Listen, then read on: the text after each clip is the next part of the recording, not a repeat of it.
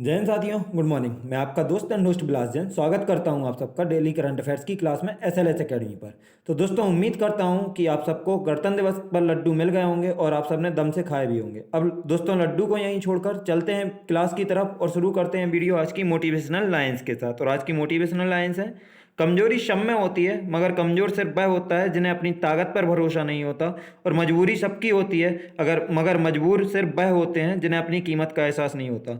दोस्तों, आप सबसे रिक्वेस्ट है कि आप वीडियो को एंड तक देखें एंड अगर वीडियो पसंद आए तो ही लाइक करें, शेयर करें और चैनल को सब्सक्राइब करें। देखते हैं दोस्तों आज का पहला प्रश्न। और आज का पहला प्रश्न है, हाल ही में दुनिया के सबसे बड़े करंट अकाउंट सरप्लस यानी चालू खातों में सबसे अधिक बचत वाला देश कौन बन गया है? आपके ऑप्शंस हैं ए जर्मनी, बी अमेरिका, सी चीन और डी भारत। तो दोस्तों, आपको बता दें, हाल ही में दुनिया के सबसे बड़े करंट अकाउंट सरप्लस यानी चालू खातों में सबसे अधिक बचत वाला देश चीन बन गया है।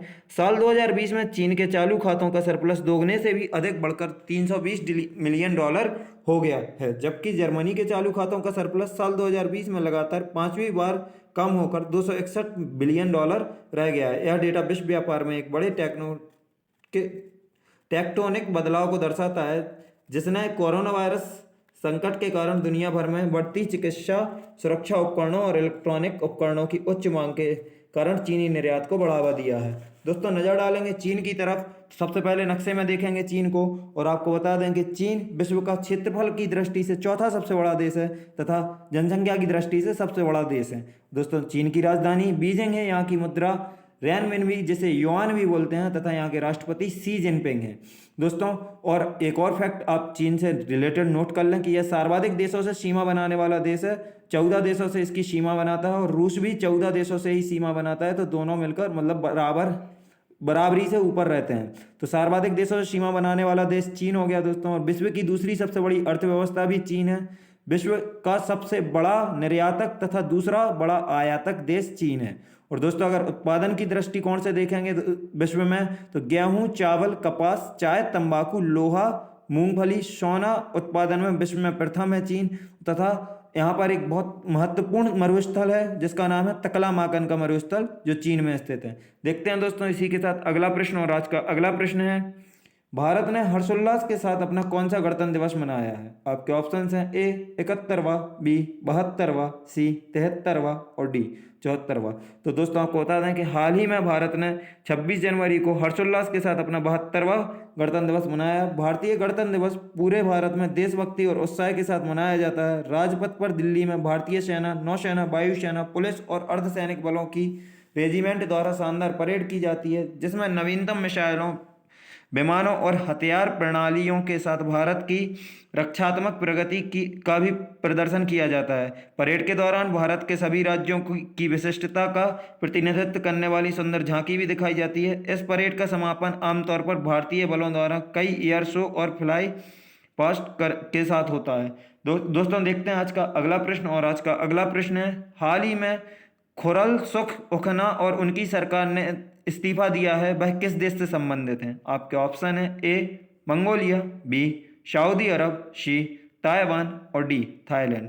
तो दोस्तों, आपको बता दें कि हाल ही में खुरलसुख उखना और उनकी सरकार ने इस्तीफा दे दिया है, वह मंगोलिया से संबंधित हैं। प्रधानमंत्री खुरलसुख उखना ने कोविड-19 महामारी से निपटने के लिए सरकार के प्रबंधन का विरोध प्रदर्शन और सार्वजनिक नाराजगी के बाद अपनी पूरी सरकार के साथ इस्तीफा दे दिया है। 52 वर्षीय उखना ने 4 अक्टूबर 2017 से 21 जनवरी 2021 तक मंगोलिया के प्रधानमंत्री के रूप में कार्य किया। और मंगोलिया की राजधानी बता दें दोस्तों, तो मंगोलिया की राजधानी उलान बातर है। मंगोलिया के राष्ट्रपति काल्टमागिन बटुल्गा हैं तथा मंगोलिया की मुद्रा मंगोलियाई टोग्रोग है। दोस्तों, नज़र डालेंगे मंगोलिया की तरफ मैप की दृष्टि से, तो देख सकते हैं दोस्तों कि जैसे एशिया के मध्य में यह देश मंगोलिया स्थित है और यह पूरी तरह से रूस और चीन के बीच में स्थित है। तो सबसे ज़्यादा इसकी सीमा रूस और चीन से मिलती है। रूस और चीन के अलावा किसी अन्य देश से यह सीमा नहीं बनाता है और यह एक तरह से पूर्णतः भू आवस्थित देश है। और दोस्तों, इसके साथ में पड़ोसी राज्य अगर आप देख सकते हैं, पड़ोसी देश तो कजाकिस्तान से यहाँ इसकी सीमा लगती है, जो इससे 24 मील दूर है। और मंगोलिया की तरफ नज़र और डालेंगे दोस्तों, मंगोलिया और भारत के बीच में संबंध में, तो भारत ने मंगोलिया के साथ अंतरिक्ष सहयोग व आपदा प्रबंधन पर समझौता ज्ञापन हस्ताक्षर किए हैं। तथा भारत सरकार ने हाल ही में 9 जनवरी को मंगोलिया के साथ हाइड्रोकार्बन तथा इस्पात क्षेत्रों में द्विपक्षीय सहयोग की समीक्षा भी की है। मंगोलिया और भारत के बीच में 2 सैन्य अभ्यास होते हैं, जिनमें पहला नोमैडिक एलिफेंट जो भारत की तरफ से होता है तथा खान क्वेस्ट जो मंगोलिया की तरफ से होता है। दोनों के नाम दोस्तों आप याद रखें, नोमैडिक एलिफेंट भारत की तरफ से तथा खान क्वेस्ट मंगोलिया की तरफ से। देखते हैं दोस्तों आज का अगला प्रश्न, और आज का अगला प्रश्न है 51वें इफ्फी के गोवा में समापन के बाद दिए गए गोल्डन पीकॉक अवार्ड में किस फिल्म ने बेस्ट फिल्म के लिए अवार्ड जीता है। आपके ऑप्शंस हैं A Into the Darkness, B Terminator 3, C the Dark Knight और डी एवेंजर। तो दोस्तों आपको बता दें 51वें इफ्फी के गोवा में समापन के बाद दिए गए गोल्डन पीकॉक अवार्ड में फिल्म इनटू द डार्कनेस ने गोल्डन पीकॉक अवार्ड जीता है। डेनमार्क की फिल्म इनटू द डार्कनेस ने बेस्ट फिल्म के लिए गोल्डन पीकॉक अवार्ड जीता है। यह फिल्म वर्ल्ड वॉर 2 पर बेस्ड है, जबकि बेस्ट एक्टर के लिए सिल्वर पीकॉक अवार्ड तिजू यान लियू ने जीता है। दोस्तों आपको साथ ही बता दें कि बेस्ट एक्टर के लिए फीमेल्स में सिल्वर पीकॉक अवार्ड महिला विजेता हैं जोफिया स्टेफीज को दिया गया है, तथा बेस्ट डायरेक्टर के लिए सिल्वर पीकॉक अवार्ड चैन नी को, इनका नाम दोस्तों याद रखें, चैन नी को दिया गया है। और दोस्तों आपको बता दें IFFI मतलब इफ्फी की स्थापना सन 1952 में की गई थी, जो भारत सरकार द्वारा की गई थी। देखते हैं दोस्तों आज का अगला प्रश्न, और आज का अगला प्रश्न है अंडमान और निकोबार द्वीप समूह में भारतीय नौसेना ने थल सेना एवं वायुसेना के साथ संयुक्त रूप से कौन सी युद्धाभ्यास का आयोजन किया है। आपके ऑप्शंस हैं एम्फीमैक्स 21, बी एम्फीमैक्स 23, सी एम्फीमैक्स 24 और डी एम्फीमैक्स 25।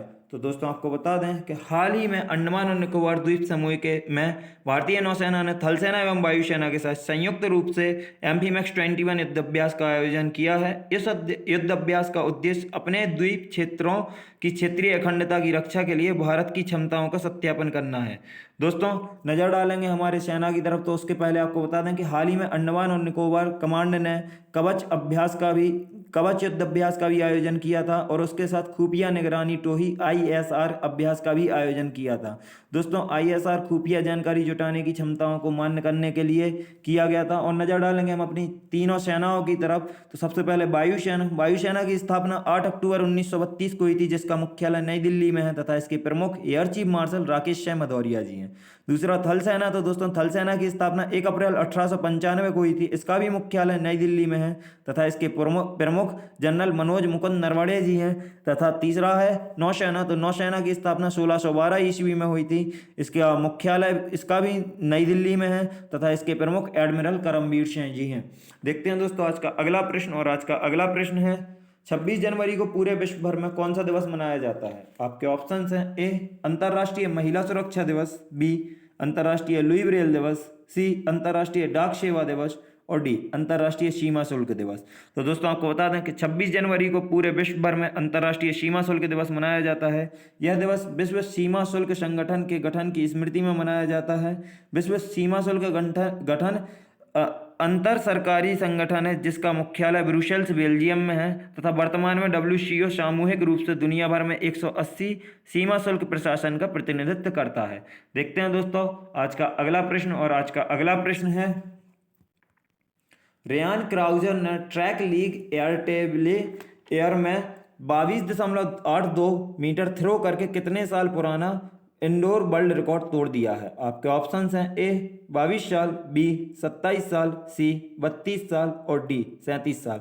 तो दोस्तों आपको बता दें रेयान क्राउजर ने ट्रैक लीग एयरटेबले एयर में 22.82 मीटर थ्रो करके 32 साल पुराना वर्ल्ड रिकॉर्ड तोड़ दिया है। रेयान क्राउजर अमेरिका के ओलंपिक शॉट पुट चैंपियन हैं। उन्होंने अपने पहले ही दिनों में रैंडी बॉन्स के 1989 में 22.66 मीटर के रिकॉर्ड को तोड़ दिया। तो दोस्तों इससे पहले यह रिकॉर्ड किनके नाम था? रैंडी बॉन्स के नाम था, जिन्होंने 1989 में 22.66 मीटर का थ्रो करके वर्ल्ड रिकॉर्ड बनाया था, और जिसको रेयान क्राउजर ने ट्रैक लीग के दौरान तोड़ दिया है। वह भी कितने मीटर का थ्रो किया है? 22.82 मीटर का है, आप याद रखें। और रैंडी ने तीसरे थ्रो में भी 22.70 मीटर दूर गोला फेंक कर नया रिकॉर्ड बनाया। इन्होंने अपने लगातार पुराने रिकॉर्ड को 2 बार तोड़ा है एक ही दिन में, और सबसे ज़्यादा रिकॉर्ड 22.82 मीटर का बनाया है। देखते हैं दोस्तों आज का अगला प्रश्न, और आज का अगला प्रश्न है राजपथ पर गणतंत्र दिवस परेड में पहली बार शामिल हुई लद्दाख की झांकी की थीम क्या रखी गई थी? आपके ऑप्शंस हैं ए एकता और अखंडता, बी भविष्य का विजन, सी हम साथ साथ हैं, और डी नई सुबह की नई किरण। तो दोस्तों आपको बता दें, राजपथ पर गणतंत्र दिवस परेड